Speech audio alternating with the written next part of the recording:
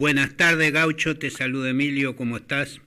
¿Qué tal, Emilio? Un saludo muy grande para vos, para la gente de la radio y para todos nuestros oyentes. Ahí va.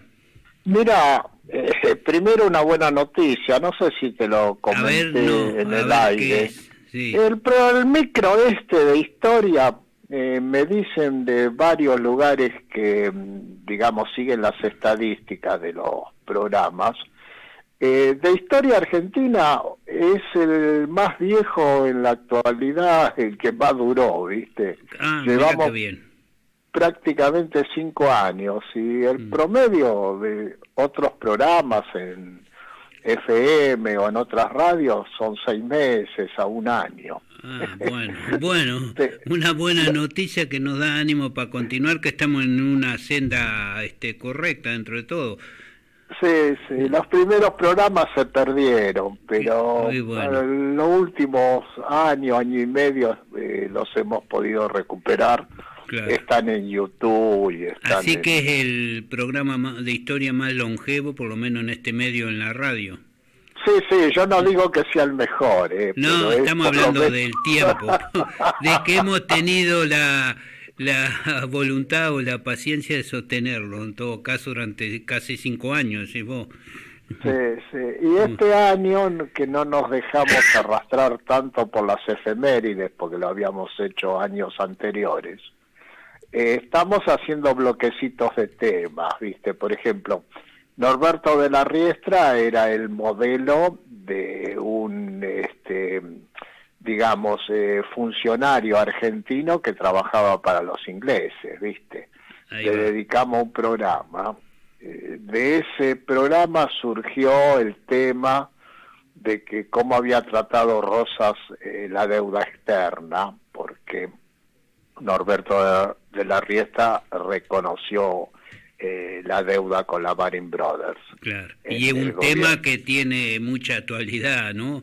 En la Argentina, que es un tema diario, cotidiano, que lo padecemos. Mira, en el derecho romano, en la época de la República en Roma, después se instaló el imperio, decían que el enemigo externo le llamaban hostes, con H, que se puede pronunciar hostes si uno pronuncia en latín, y al enemigo interno lo llamaban perdueles. Norberto La Riestra era un modelo de perdueles, o sea, un tipo que trabajaba para los intereses extranjeros siendo ministro de Economía de acá, ¿viste? Claro, un argentino que tenía su nacionalidad en Inglaterra, podemos decir. Su corazoncito y su bolsillo. Por lo menos la nacionalidad no la sentía acá, ¿no? No, su corazoncito y su bolsillo eran ingleses, ¿viste? Y bueno, de ahí surgió también la necesidad del programa que hicimos sobre el tratamiento que hizo Rosas de la deuda externa. Y de ese programa surgió el tema de San Martín como analista militar, porque vos sabés que en el año 1845 el gobierno, el parlamento inglés votó una invasión a Buenos Aires. Eso está en los documentos históricos públicos de Inglaterra. Entonces, el cónsul argentino en Londres, George Dixon, que había sido cónsul y después dejó de serlo y se transformó en un importante comerciante inglés, dirigió respetuosamente a San Martín, consultándolo desde el punto de vista militar el posible resultado de una intervención armada, de una invasión por el conflicto anglo-francés en el Río de la Plata.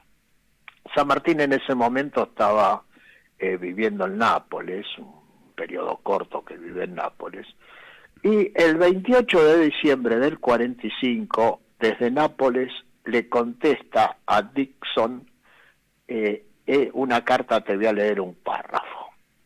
Dice San Martín: debo manifestar a usted mi firme convicción de que no lo conseguirán. La firmeza de carácter del jefe que está actualmente a la cabeza de la República Argentina, o sea, se refiere a Rosas, es conocida por todos, como asimismo el ascendiente que posee en las vastas llanuras de Buenos Aires y en otras provincias. Estoy persuadido de que ya sea por orgullo nacional o por la prevención heredada de los españoles contra todo lo extranjero, cierto es que todos se le unirán y tomarán una parte activa en la lucha. Sigue escribiendo San Martín. No tengo duda de que con más o menos pérdida de hombres y de dinero, podrían obtener la posesión de Buenos Aires, aunque tomar una ciudad resuelta a defenderse es una de las más difíciles operaciones de la guerra. Pero aún después de haber conseguido esto, estoy convencido de que no podrán conservarse y por ningún tiempo en la capital. El alimento principal de casi toda la población, por no decir el único, es la carne, como igualmente que con la mayor facilidad se puede retirar todo el ganado en muy pocos días, a muchas leguas al interior, como también los caballos y todo medio de transporte.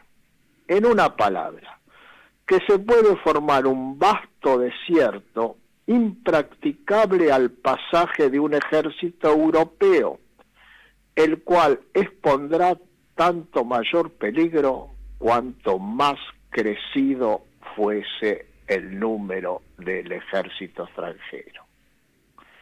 Continúa escribiendo San Martín. Finalmente, con una fuerza de 7 u 8.000 hombres de la caballería del país, o sea, de la Argentina, y 25 piezas de artillería que el general Rosas mantendrá con mayor facilidad, podrá perfectamente no solo mantener un sitio riguroso a Buenos Aires, sino también impedir que ningún ejército de 20.000 hombres penetre a más de 30 leguas sin exponerse a su destrucción total por falta de recursos. Tal es mi opinión, y la experiencia probará que está bien fundada.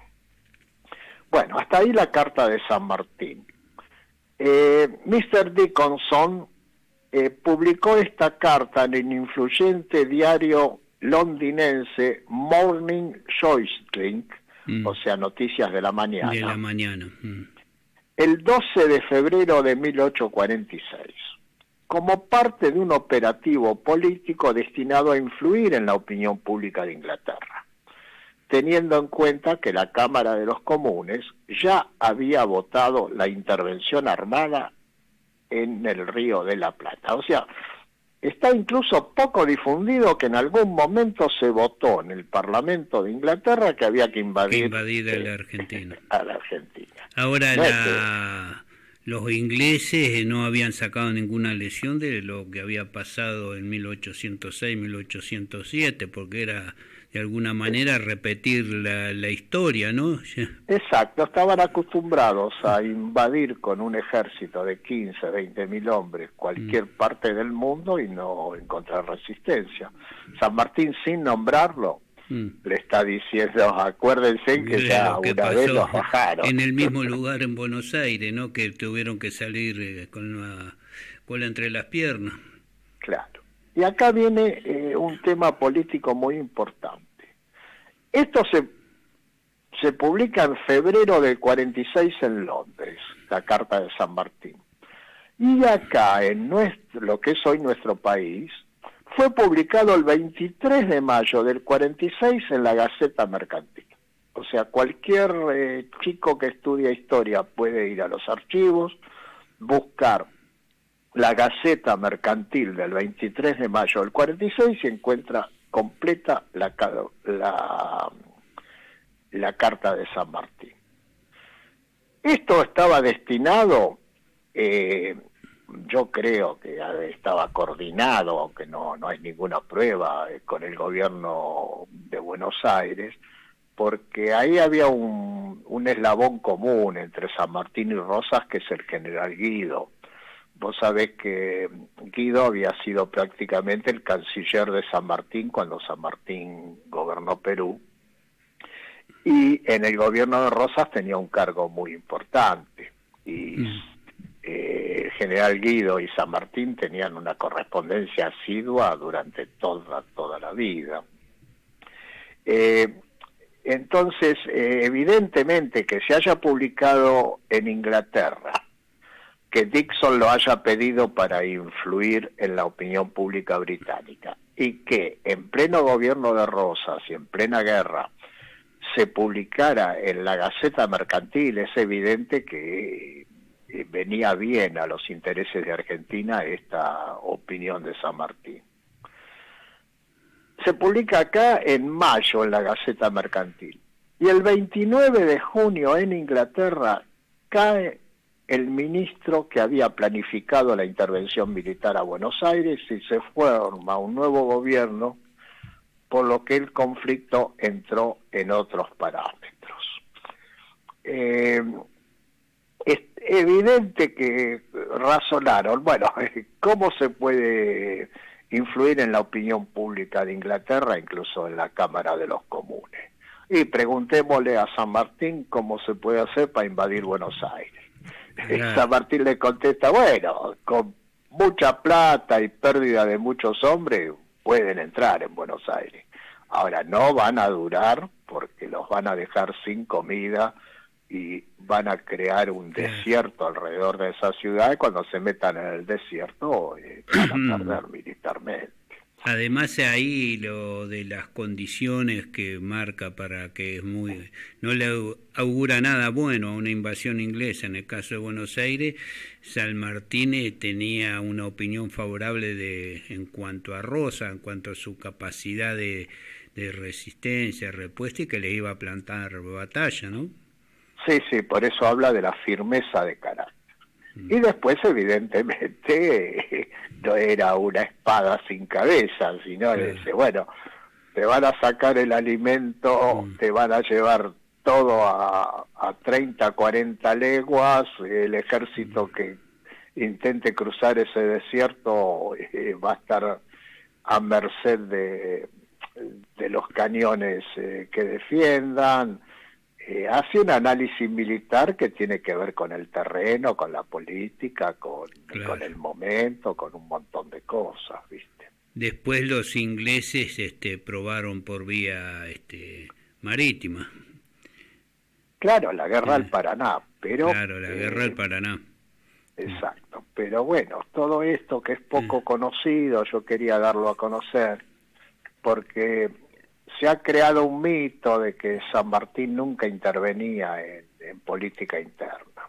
San Martín no intervenía en las guerras civiles internas, pero estaba al servicio incluso en esa guerra se ofrece, Rosa le contesta que no es necesario, pero se ofrece a venir a ponerse a participar directamente, poner el cuerpo acá, ¿no? Sí. Y se ve que era alguien de referencia, ¿no? Es decir, porque precisamente se dirigen a él para conocer una opinión sobre esta posible aventura inglesa. Claro, tenía sobre sus espaldas haber cruzado la cordillera de los Andes, haber liberado Chile, Perú, haber triunfado contra un ejército profesional como era el español. Se ve que desde el punto de vista militar era una figura respetada, ¿viste? Claro. Bueno, Gaucho, ¿algo más tenés, no? No, cerramos este ciclo, o como se quiere llamar, de 5 o 6 últimas charlas, y si más o menos elaboro junto, estoy buscando material que tenía, que ahora no lo encuentro, pero lo voy a encontrar.